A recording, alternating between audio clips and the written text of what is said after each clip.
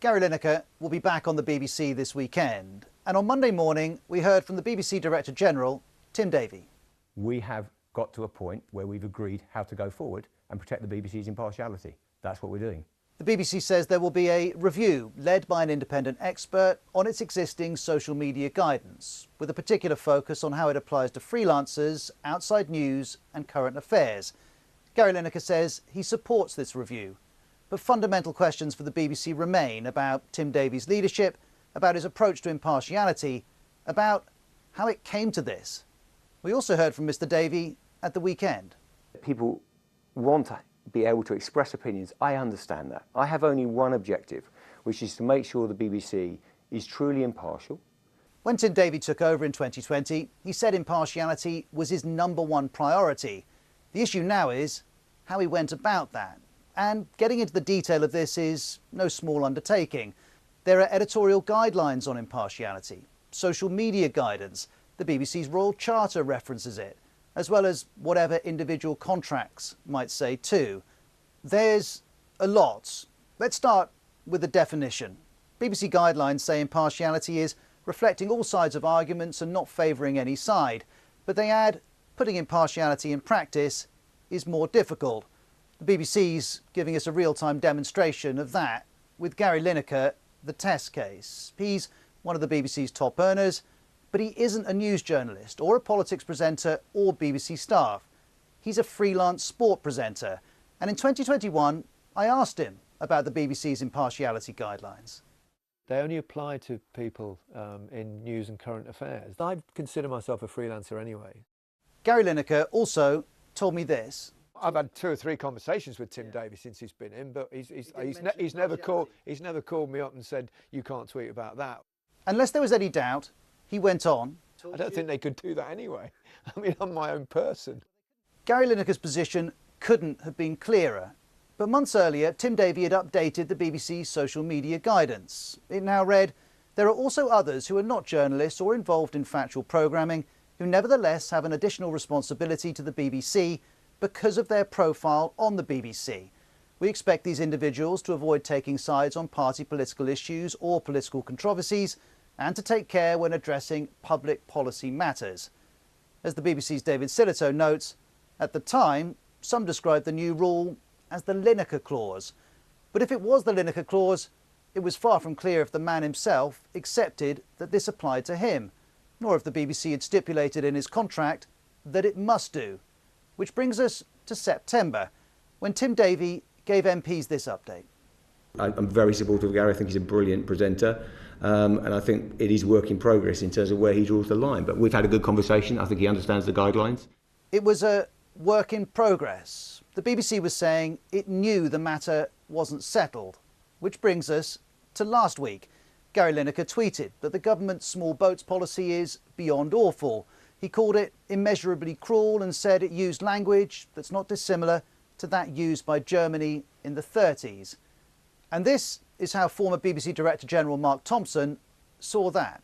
On the face of it, Gary Lineker's tweet looks like a technical breach of that guideline. The BBC said there was a breach of the guidelines, and Gary Lineker's first tweet does take sides in a political controversy. But this is far from the end of the matter. This was last week. Do you stand by what you said? Sorry? Do you stand by what you said in your tweet? Of course.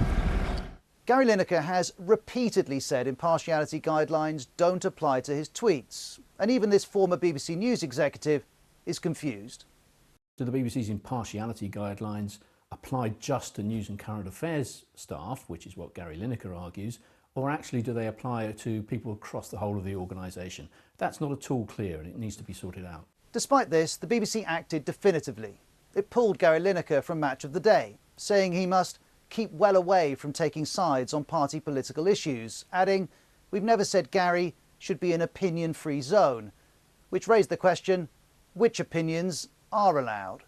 3 days later, in its news statement, the BBC says the potential confusion caused by the grey areas of the BBC's social media guidance that was introduced in 2020 is recognised. And some of that confusion comes from long-term questions about consistency. In 2019, before Tim Davey's new guidelines, Lord Sugar, star of The Apprentice, endorsed Boris Johnson ahead of the general election. He continued to front The Apprentice on BBC One. Or there was a complaint in 2021 about wildlife presenter Chris Packham. He'd objected to an alpaca called Geronimo being euthanised. The BBC said the constraints for a freelance presenter like Chris are not the same as they are for, say, a BBC News or current affairs presenter.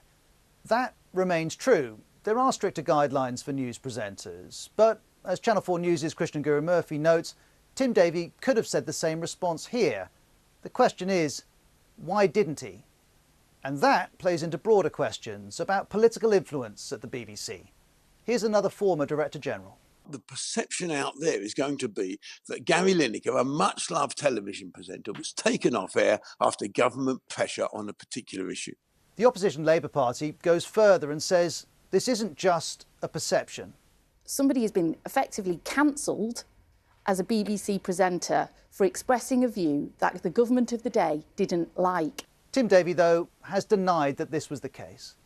We are in the BBC and myself are absolutely driven by a passion for impartiality, not left, right or pandering to a particular party. But these questions keep coming, not least because of two appointments to the BBC board, both made by the Conservatives. This is Robbie Gibb. He's a non-executive director of the BBC. He was Theresa May's Director of Communications when she was Prime Minister. And this is Richard Sharp. He's BBC chairman. He's donated thousands to the Tories, and his appointment process is now subject to a review after it emerged that before being appointed, he'd helped facilitate a loan for the then Prime Minister Boris Johnson.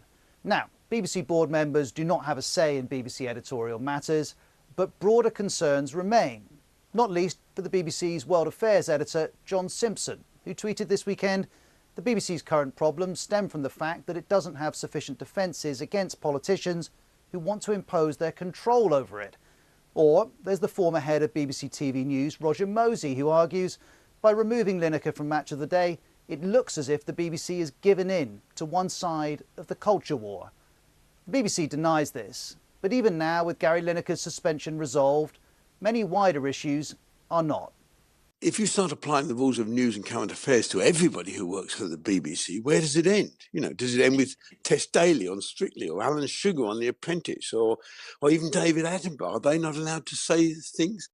That's a matter for this new review. But this is no longer just about which impartiality rule applies to which person.